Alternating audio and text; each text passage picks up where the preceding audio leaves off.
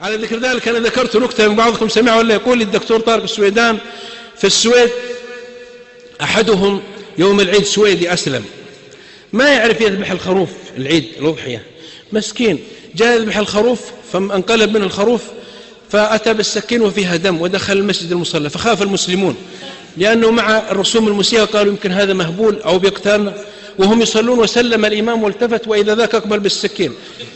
قال فيكم مسلم يذبح يعني؟ قالوا لا. يقول ما فينا مسلم. قال المصلون خايفين، هذا المسلم هو الإمام. قال المسلم الإمام أنا مسلم. إنسان. استغفر الله.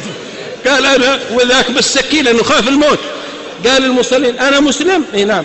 قال الإنسان إذا صلى ركعتين قلت عنه مسلم. الله يغفر لنا ولكم. هذا الخوف إلا من أكره وقلبه مطمئن بالإيمان. بالله عليك أنت تشوف واحد بالسكين على راسك تقطر دم لا بتتخلص إلا من أكره وقلبه مطمئن بالإيمان.